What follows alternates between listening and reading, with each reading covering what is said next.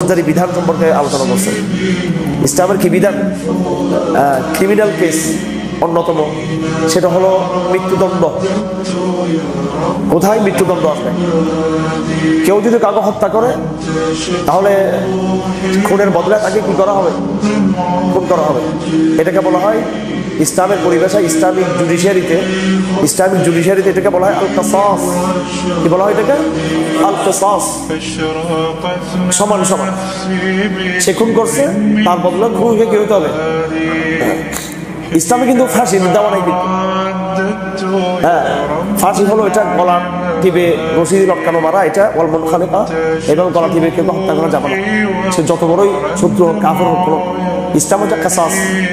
ফাঁসির সাথে আর তরবারি দিয়ে কল্লা কেটে দেওয়ার মধ্যে ব্যস্ত আছে। গরুকে আমরা জবাই করি, খুব অল্প সময় কিন্তু তার কি হয়, রক্ত প্রবাহিত হয়ে জানটা চলে যায়, এটা সহজে তার কি হয়, প্রাণ বের হয়ে যায়। কিন্তু ফাঁসির মধ্যে কিন্তু অনেক কষ্ট। ফাঁসির মধ্যে ঘাড় ভেঙে যায়।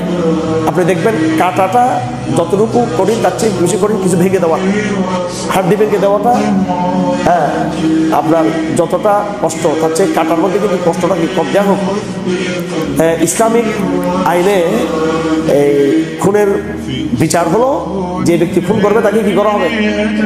খুন করা হবে, সেটা তরবারি দিয়ে কার্যকরী করা হবে।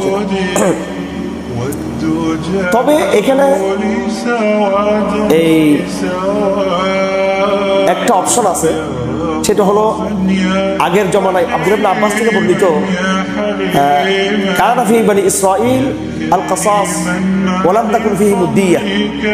আব্দুল্লাহ ইবনে আব্বাস রাদিয়াল্লাহু তাআলা বলেন, বনি ইসরাঈলের মধ্যে শুধু বিধান ছিল কিসাসের। কিসের বিধান ছিল? কিসাসের বিধান ছিল।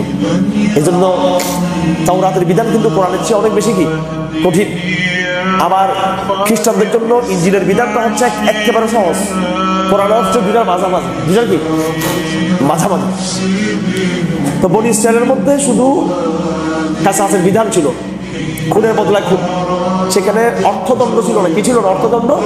অর্থদণ্ডকে আরবিতে দিয়া বলা হয়, আর দিয়া। খুনের বদলায় খুন করলে সেটাকে বলা হয় আল কিসাস। কি বলা হয়? আল কিসাস।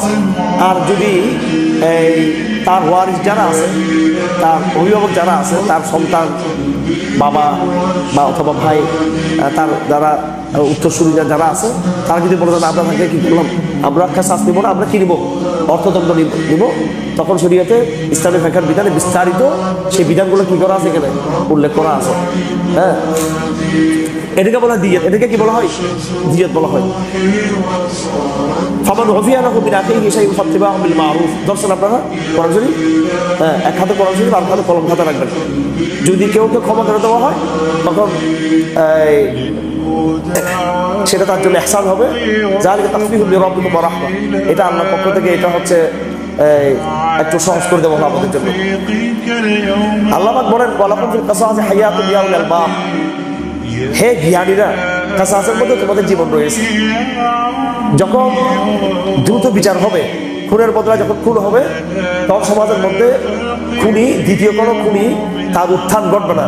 সে আর খুন খারাপি করার কি আমার সাহস পাবে না, কারণ সে দেখতেছে খুন করে কি পাচ্ছে না, পাইতেছে না। এবং দ্রুত বিচারটা কি হচ্ছে? কার্যকর হচ্ছে। এবং ইসলামী দণ্ডবিধি বাস্তবায়নের নিয়মটা হলো সেটা প্রকাশ্য হবে। কি হবে? সেটা প্রকাশ্য হবে।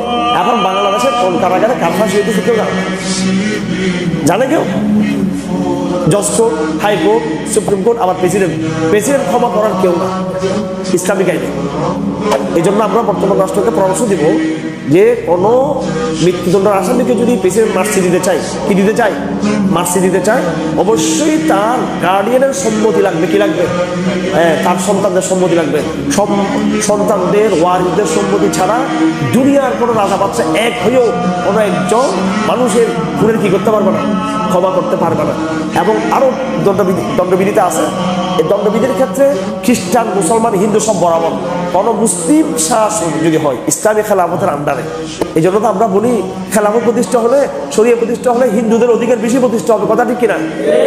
যদি খেলাফত না থাকে, নারীর নিরাপত্তা নাই, আহলে জিম্মার নিরাপত্তা নাই, সংখ্যালঘুদের কি নাই নিরাপত্তা নাই। কোন মুসলমান যদি কোনো একজন হিন্দু অথবা বৌদ্ধ বা খ্রিস্টান বা মুসলিমকে যদি হত্যা করে,